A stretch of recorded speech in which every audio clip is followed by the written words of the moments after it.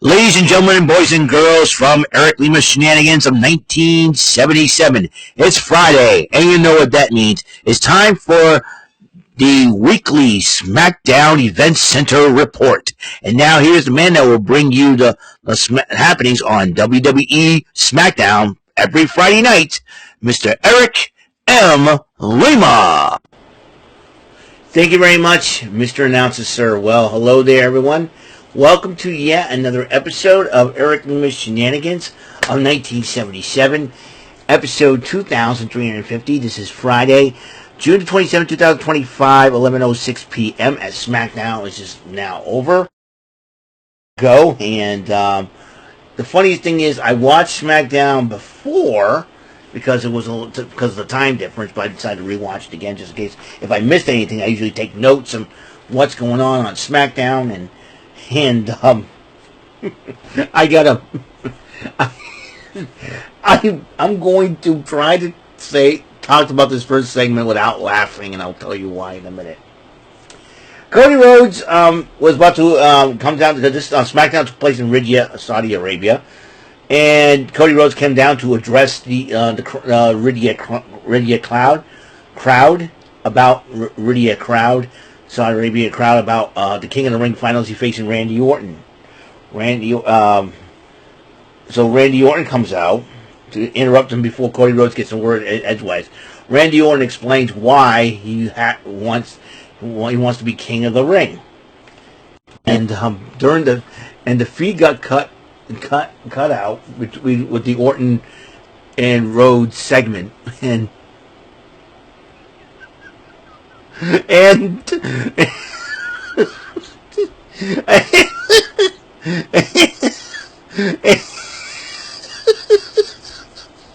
reason why the feed got cut out for like 20 minutes to a half an hour during that segment is I'm not kidding you. I saw an exit. I can't.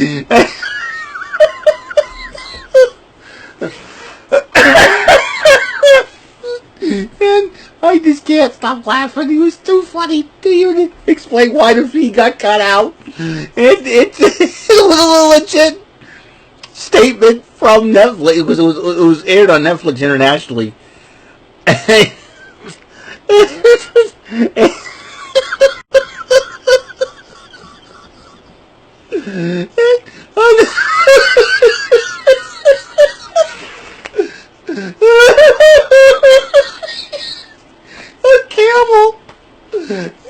It said a camel was munching on the cord, on the camel cord.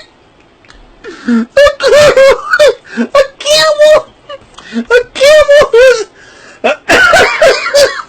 munching on the cable cord. That's why the feed got cut out.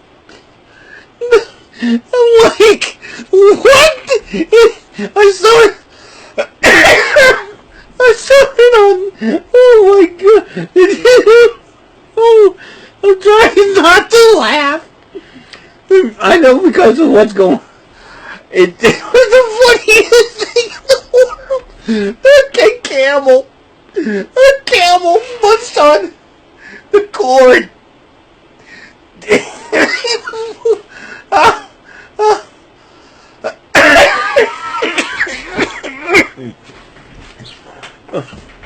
Oh my god! It was the funniest thing in the world. A camel was munching on a cord, causing the feed to get cut out between 20 minutes to a half an hour to 30 minutes. 20 minutes to 30 minutes. Oh my god. Okay. I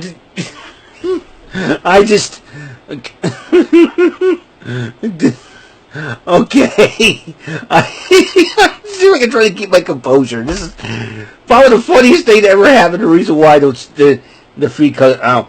Now, I was kind of concerned because of, we talked about the situation going on in between Iran, Israel, and Saudi Arabia. Smack dab placed in the middle of that whole situation. So, but when it comes and then explained a camel was eating the cable cord I'm like, somebody keep their camels away from the arena or something like that.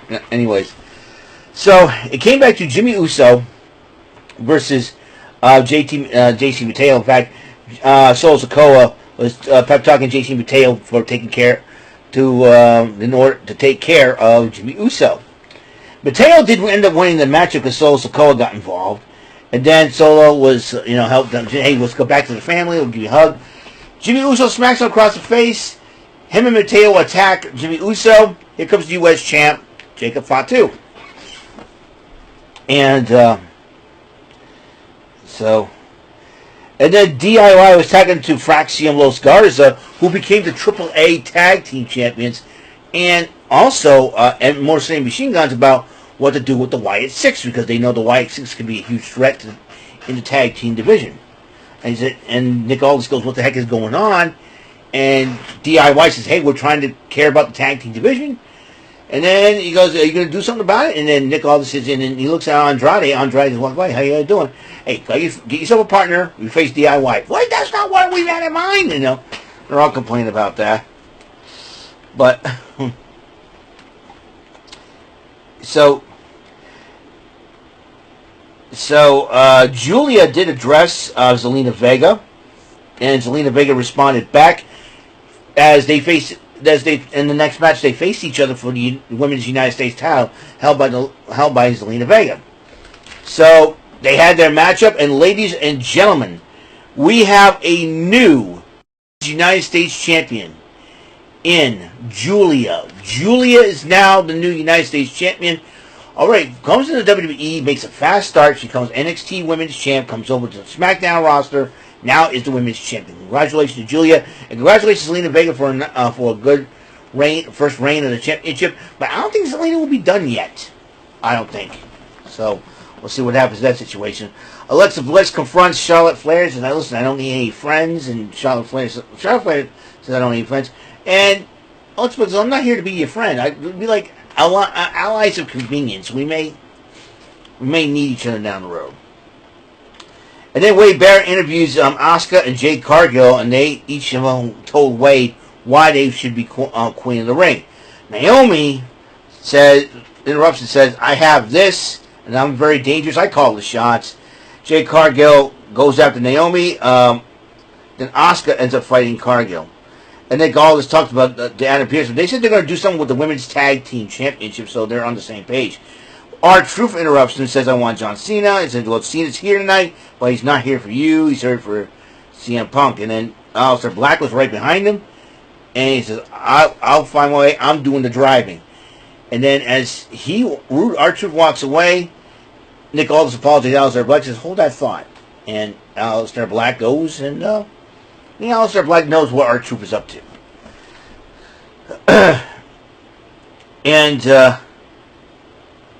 And then Andrade, DIY went up against Andrade and his partner, Rey Fenix. And they teamed up with each other before, and Rey Fenix and Andrade did pick up the victory over DIY. Would Andrade and Rey Fenix throw their names in the hat for a tag team title match? We'll see what happens here. And R-Truth comes out to address the Saudi Arabia crowd, and he calls out John Cena. But Aleister Black was right behind him and hit him with the black mask.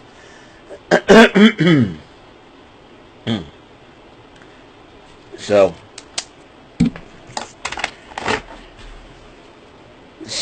and then Aleister Black says, Ron, try to warn you. But then Byron Saxton interviewed the Street Profits and said, hey, we're not afraid of the Wyatt Six. We're going to get in there. We're going to get in the ring and walk out tag team champions. Now, B-Fab, who was associated with them, and said, hey, I know it might not be needed, but just in case, I got your back. She probably knew that Nikki Cross was going to be there, and if Nikki Cross tries anything, B-Fab will probably be there to stop her. Damian Priest confronts Aleister Black. And basically Damian Priest said to Black, if you're going to have problems with Truth, listen, I know Truth, maybe you and I are going to have at it. But then, Carmelo Hayes comes out and said, would you believe that? I'll stay out of our truth's way. And then all of a sudden, Ian Priest says, I think you better go. And I think Carmelo Hayes should be minding his own business. In other words.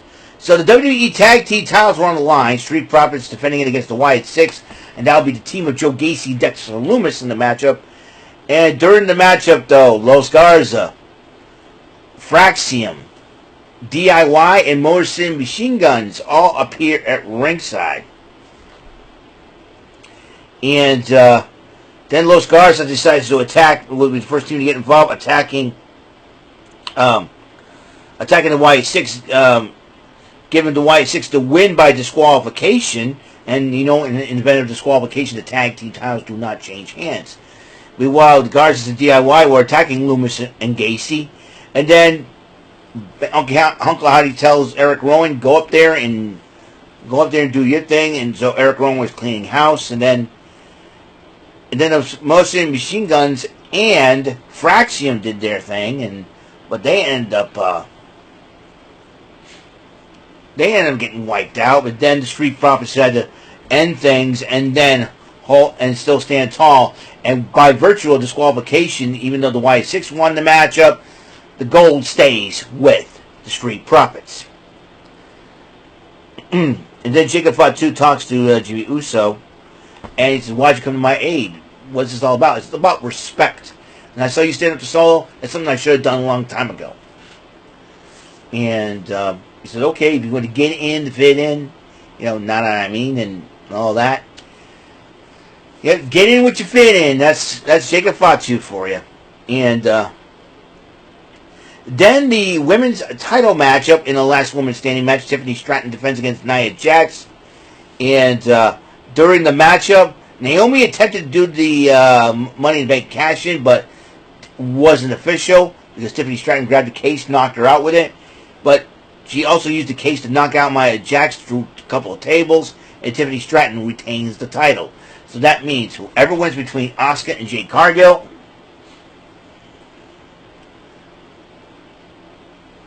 if Asuka wins, she'll probably face her fellow countrywoman, Io Sky. And if Jade Cargill wins, she'll probably face Tiffany Stratton once again. Then it was the face-to-face. John Cena and CM Punk. John Cena says, take a good look, Saudi Arabia, get used to this. And he's about to say more stuff until his old school music was being played. Basic Thugonomics, Work Life, and it was Punk Life. And I'm like, you gotta be kidding me. CM Punk was dressed as the old school John Cena from 2004, 2005, 2003, 2004, 2005. Does the Word Life, says drug free on it. And busted and did a rap. Addressing bearing in more talent than The Undertaker. I retired too. The company was hiring his ex-girlfriend back, his ex-fiancée, and Nikki Bella. And he's out making movies, being an underwear cleaner for James Gunn and all that good stuff. It's even crazy. So, CM Punk really stepped into a newer level this time around. So, that is it for today's episode, which I can't, I want to see the over and under, I want to know who the first wrestler is going to do a promo and make a joke about the camel eating the cord up. The camel ate the cord, the cutting the feed. I can imagine. If I was wrestling in the WWE, if I went to Saudi Arabia. Eric, how do you feel about last night's SmackDown? Well, other than the fact it was a good show, Byron. Or go on a podcast and talk about what do you think of. And well, I said I want to go see. I want to know what the over and under is for whoever will be the first wrestler to crack a joke about a camel eating a cable cord during the live feed of SmackDown. And I'm like, is it going to happen on Night of Champions? Camel The camel. I just can't believe it was during the Netflix broadcast, the international broadcast. Somebody took a picture of this on X, and it's not Photoshop. It's just it's a real deal. Sorry for the life you cut out. A camel was jumping on a cable. We'll be back. We're getting it fixed, and I'm laughing so hard. It was the funniest thing to see. Camel. I want to know. I want to see how many wrestlers say, "Hey, can we incorporate the camel eating the cord as a joke? Because we got to keep the camels away. Put some food. Get some feed the camels. Do something, man." Oh man, no, I thought it was the funniest thing I ever heard. But a lot of when the feed cut out. What's happening? Did either country break that truce? Is going to tick off Trump, but then. And then it wasn't. It was a camel eating the cord. Ooh, food. I'm surprised that camel didn't. Did that camel? Did they even have word of that camel to actually die? Because I think if you jump on a cable, you can easily get zapped easily and die from that. So, if the camel's still alive, how? When the camel can see the future, it was like Screech when he got zapped and the pear went poof. I can't even. A camel eating a cord cable and cutting the feet. I can't take that much more of this. A camel.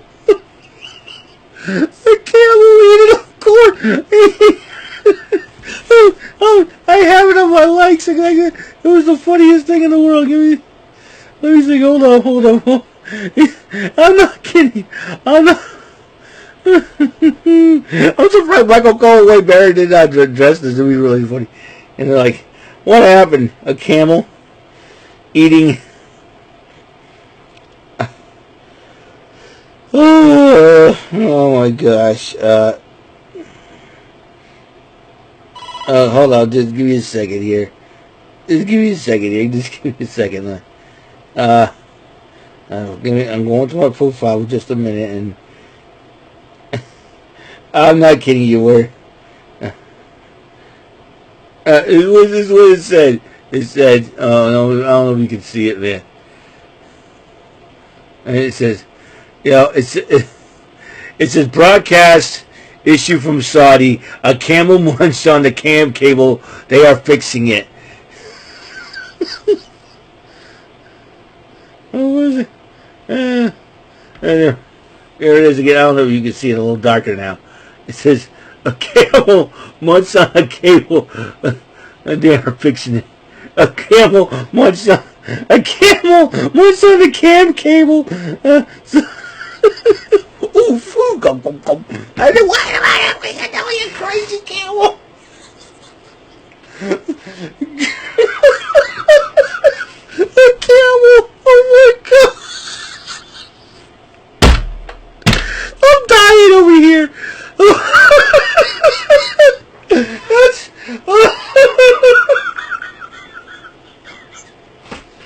A camel eating a cam. What's that? A cam cable? What was it? Black licorice or something? Oh, what a dumb camel that was. Keep the camels away. I want to see how many camel munching on the camel. I want to see how many camel jokes they can come up with tomorrow for the promos. Oh my god. I can't stop laughing.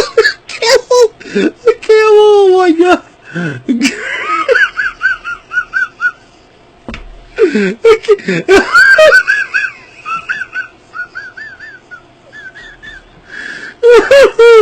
Oh my gosh, I'm going to end this before I pass out. I need to get some sleep anyways. Got a long day ahead tomorrow. Oh my goodness. Thank you for tuning in. The camel. Say hi to the camel for me. Please do not feed the camels. Let's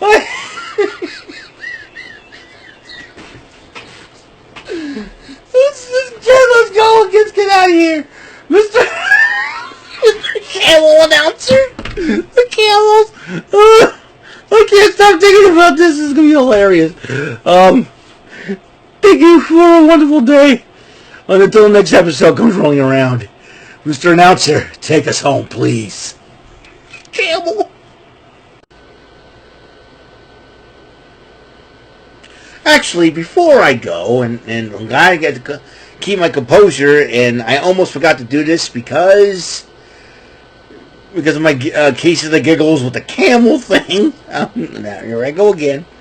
I'm going to make my picks and predictions for Night of Champions tomorrow night on Peacock. All right.